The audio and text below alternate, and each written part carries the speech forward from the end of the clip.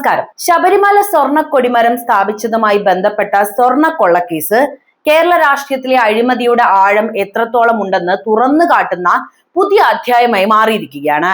അപ്പോഴും ഇതിനെക്കുറിച്ചുള്ള ചർച്ചകൾ നടക്കുന്നില്ല.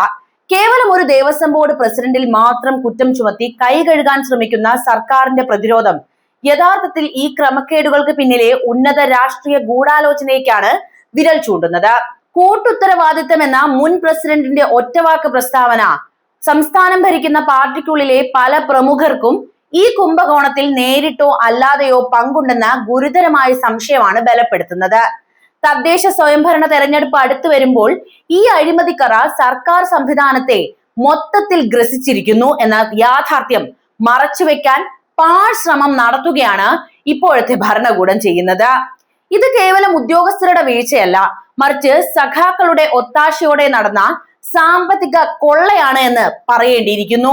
ശബരിമലയിലെ സ്വർണ്ണ കൊടിമരം സ്ഥാപിച്ചതുമായി ബന്ധപ്പെട്ട് ഉയർന്ന സ്വർണ്ണ കൊള്ളക്കേസും തിരുവിതാംകൂർ മുൻ Devaswom board president A Padmakumar തനിക്കെതിരായ നടപടിയെ ചോദ്യം ചെയ്തുകൊണ്ട് രംഗത്ത് വന്നതും കേരള രാഷ്ട്രീയത്തിൽ വലിയ ചലനങ്ങൾ ഉണ്ടാക്കിയിരിക്കുകയാണിപ്പോൾ. തദ്ദേശ സ്വയംഭരണ തെരഞ്ഞെടുപ്പ് അടുത്തിരിക്കുന്ന ഈ വേളയിൽ കുറച്ചു ദിവസം കൂടി കഴിഞ്ഞാൽ തെരഞ്ഞെടുപ്പായി. ഈ വിഷയം സർക്കാരിനെ പ്രതിരോധത്തിലാക്കിയതിൽ അത്ഭുതമൊന്നുമില്ല.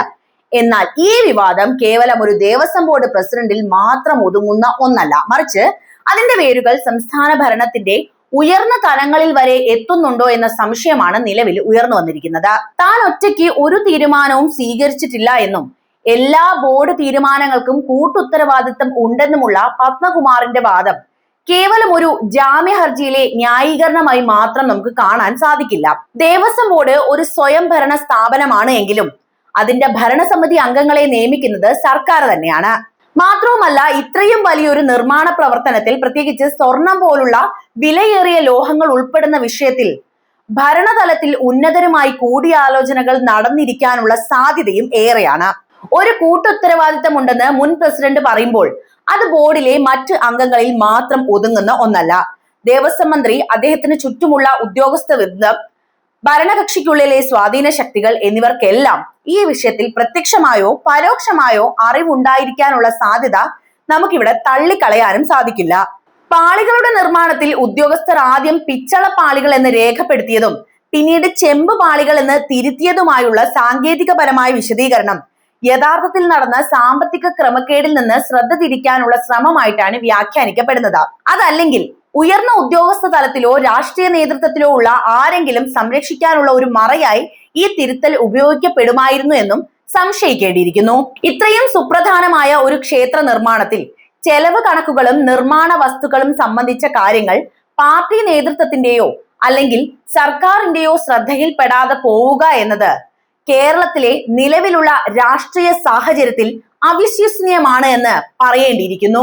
കേരള സർക്കാർ നിലവിൽ ഈ വിഷയത്തിൽ പ്രതിരോധത്തിലാണ് എങ്കിലും അത് മറികടക്കാൻ ശ്രമിക്കുന്നത് ഈ വിഷയം ദേവസ്വം ബോർഡുമായി ബന്ധപ്പെട്ടതാണ് എന്നും അതുപോലെ തന്നെ സർക്കാരിന് നേരിട്ട് ബാധിക്കുന്നില്ല എന്നും പറഞ്ഞുകൊണ്ടാണ്. എന്നാൽ ഈ വാദത്തിന് വലിയ കഴമ്പില്ല. കാരണം ആരോപണ വിധേയരായ മുൻ ബോർഡ് അംഗങ്ങൾ ഉൾപ്പെടെയുള്ളവർ ഭരണകക്ഷി നേതൃത്വവുമായി അടുത്ത ബന്ധമുള്ളവർ തന്നെയാണ്. ഈ കേസിലെ യഥാർത്ഥ കളങ്കം ഒരു വ്യക്തിയിലോ മുൻ ഭരണസമിതിയിലോ ഒതുക്കി നിർത്താനുള്ള ശ്രമം കേരളം ഇന്ന് ഭരിക്കുന്ന പല സഖാക്കന്മാർക്കും ഈ വിഷയത്തിൽ പങ്കുണ്ട് എന്നതിന്റെ സൂചനയായിട്ടാണ് രാഷ്ട്രീയ നിരീക്ഷകർ വിലയിരുത്തുന്നത് പോലും. ഉത്തരവാദിത്തം ഉദ്യോഗസ്ഥരിലേക്കും മുൻ ഭരണസമിതിയിലേക്കും ഒതുക്കാനുള്ള ഇത്തരത്തിലുള്ള ശ്രമം ഉയർന്ന രാഷ്ട്രീയ നേതൃത്വത്തിലുള്ളവരുടെ പങ്ക് മൂടി വെക്കാനാണോ എന്ന് സംശയിക്കേണ്ടിയിരിക്കുന്ന സാഹചര്യമാണിത്. മുൻപ് പല കേസുകളിലും കണ്ടതുപോലെ കീഴുദ്യോഗസ്ഥരെയും താഴെത്തട്ടിലുള്ള നേതാക്കളെയും ബലിയാടാക്കി ഉന്നതരെ സംരക്ഷിക്കുന്ന പതിവ് ഈ കേസിലും ആവർത്തിക്കുന്നുണ്ടോ എന്ന ചോദ്യവും ഏറെ പ്രസക്തമാണ്. മാത്രമല്ല, രാഹുൽ മാങ്കൂട്ടത്തിനെതിരായ പരാതി ഉയർത്തിക്കാണിച്ചുകൊണ്ട് പ്രതിരോധം തീർക്കാൻ ശ്രമിക്കുന്നത് ശബരിമല സ്വർണ്ണക്കൊള്ള എന്ന ഗുരുതരമായ വിഷയത്തിൽ നിന്ന് പൊതുശ്രദ്ധ തിരിക്കാനുള്ള വ്യക്തമായ രാഷ്ട്രീയ തന്ത്രമായിട്ട് കണക്കാക്കുക തന്നെ വേണം.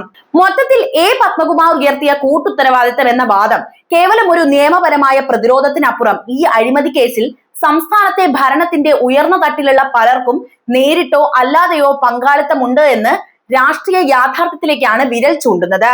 ഈ വിഷയത്തിലെ സത്യം പുറത്തു വരണമെങ്കിൽ അന്വേഷണം ബോർഡ് അംഗങ്ങളിൽ നിന്നും ഉദ്യോഗസ്ഥരിൽ നിന്നും വിട്ട് ഭരണകക്ഷിയിലെ സ്വാധീന ശക്തികളിലേക്ക് കൂടി എത്തേണ്ടത് അനിവാര്യമാണ് എന്നാണ് പറയാനുള്ളത്.